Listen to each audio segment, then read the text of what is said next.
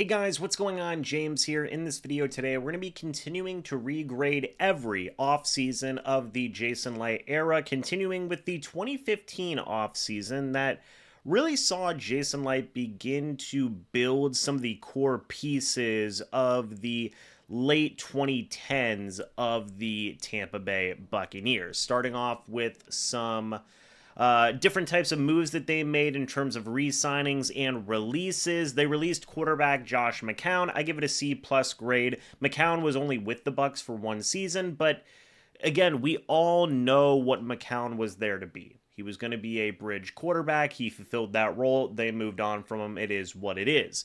They would release Anthony Collins and Michael Johnson, two high-end free agent signings from the previous season. I give those both F pluses. F pluses because Jason Licht did see the error of his ways, scrubbed his hands of those players only after one season, but it does also show that how bad those signings were in the first place, so they still get an F grade, but an F plus because Jason Licht did go ahead and say, hey, I'm learning from my mistakes here. You then also have a few other releases. Guys like Adrian Claiborne were gone. Daquan Bowers was gone as well. Those are both C moves in my opinion. It is what it is. Mason Foster, honestly, I give that one like a C minus. Mason Foster was a decent player throughout the remainder of his career post Tampa Bay. I guess even Adrian Claiborne, you can probably say is like a C to a C minus type of grade because he would go on to have a couple of interesting moments, specifically with like the Atlanta Falcons. Remember, he had like 7 sacks in one game, maybe it was 6 sacks. Crazy work, right? Crazy work. But they did move on from them. Deshaun Golston, again, is another move that I am going to give probably a C. It was what it was. Deshaun Golston was a player of an old era, right? And this was during that time where they were changing the rules about hitting players, defenseless receivers, and all that. And Golston was just not long for the modern day NFL. It is what it is. But there were a couple of re-signings that were done here. Firstly, they brought back Bradley McDougall, strong safety, on a 1-year, $585,000 deal. B plus for me. I love Bradley McDougall. I mean, he was a very solid safety for the Buccaneers for many, many years. It was a good move to bring him back. Luke Stalker was brought back on a 3-year, $4.8 million deal.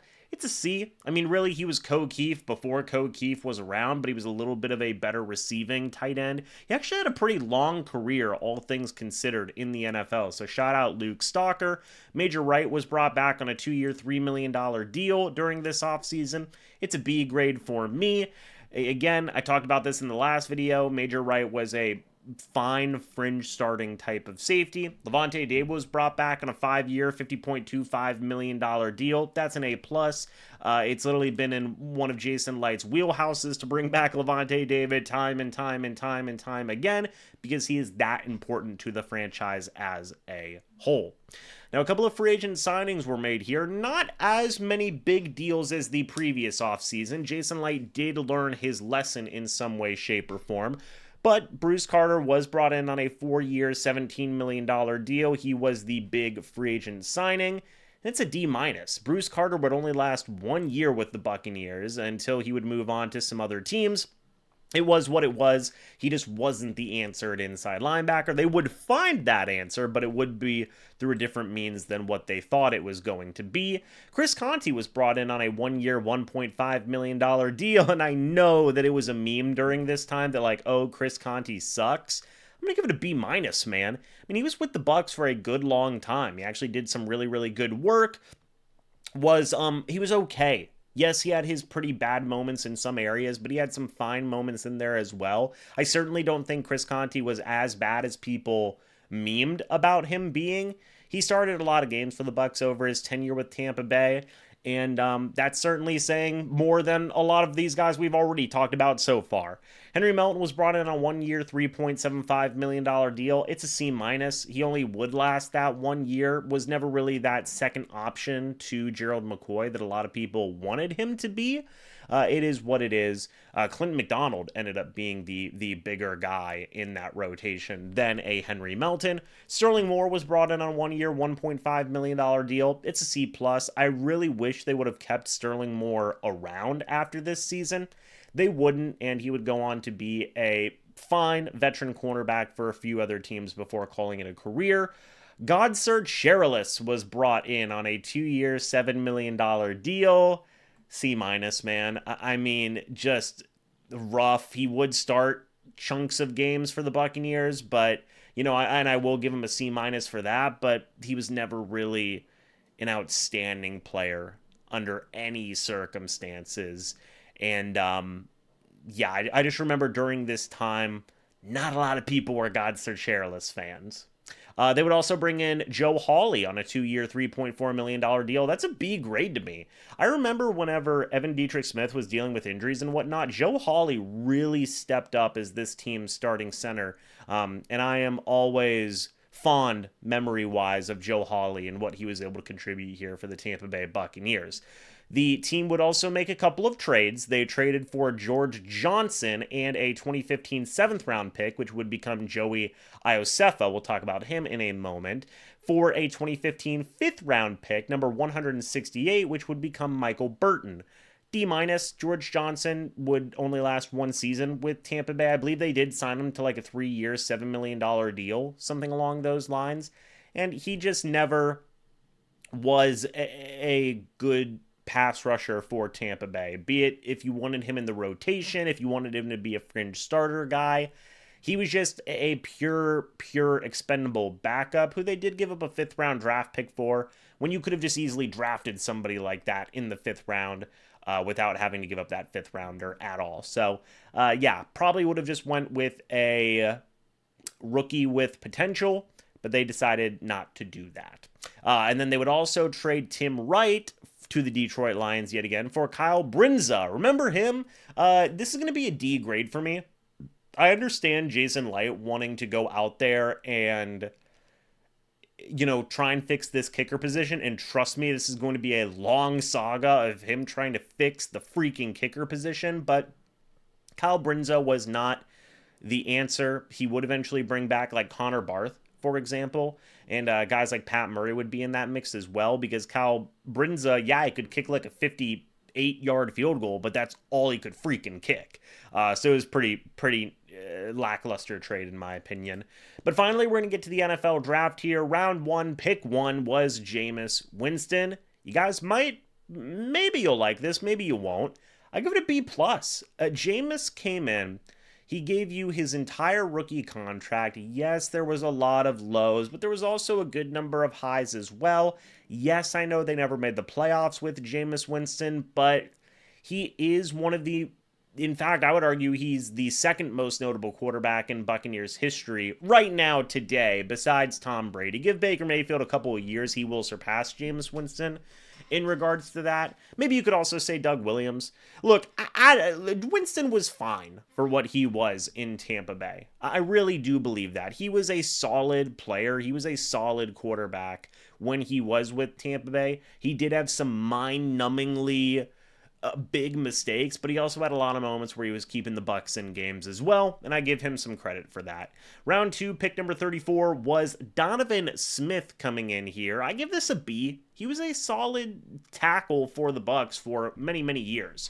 Okay, and that certainly needs to be something that is mentioned. I mean, you got a multi-year starter out of Donovan Smith here in round number 2. That's a pretty darn good draft pick in my opinion. This was a solid pick by Jason Light. Round number 3 was, again in round, if I can find it, hold on one second. It was pick number 61. This is still in round number 2. We take a look here. Jason Light actually traded up for this pick. He gave up pick number 128. Actually, hold on. Acquires a 2015 second round pick and a 2015 4th round pick, number 128. He would trade that pick away. Indianapolis acquired pick number 65, which became Jonnu Smith, and a 2015 4th rounder, 109, which became Clayton Geathers. A pick for Ali Marpet. Dude was absolutely phenomenal. He did some really good work. I don't have to tell you guys how good Ali Marpet is. Will he be in the Bucs Ring of Honor one day? Probably.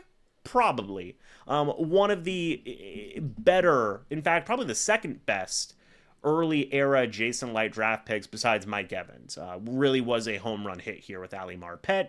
Quan Alexander would be the next selection in round number 4. Pick number 124. Jason Light would trade up to acquire Quan Alexander. As you guys can see above, he would give up, which by the way, for the trade grade, that's an A grade as well.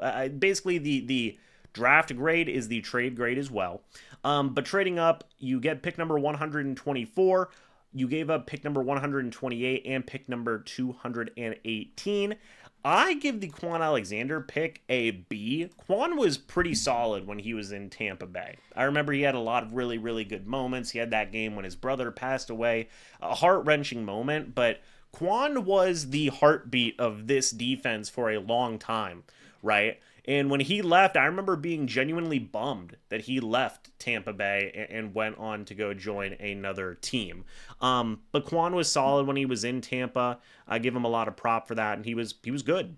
Round 5, pick number 162, you had Kenny Bell, C-. It is what it is. Round 6, pick number 184, Kalen Clay, C-. It is what it is.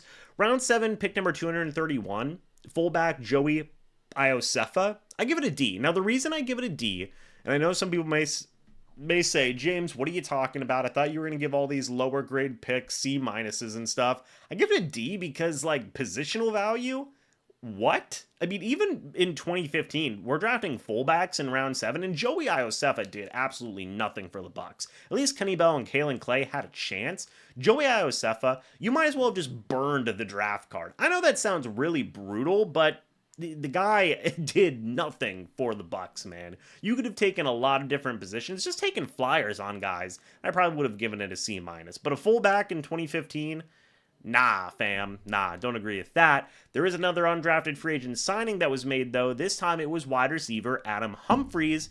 That gets an A grade from me. Adam Humphries was a great wide receiver for the Buccaneers for a good few years, had a great chemistry with Jameis Winston, would go on to get some money from teams like the Tennessee Titans and the Washington football team as well. Just really fun time with Adam Humphries. Really wish he would have stayed in Tampa Bay longer. He did go off and get paid. It was what it was, but I was happy for the years he had in Tampa. But folks, that's pretty much it for the 2015 Jason Light offseason. What do you guys think about my grades? Do you agree with them? Do you disagree with them? Let me know your thoughts and opinions. I'd love to hear it down in the comments section below. Thank you guys so much for watching this video. Hope you all enjoyed. And as always, guys, I'll see you all in the next video or the next live stream. But until then, and as always, guys, goodbye for now, and go Bucs.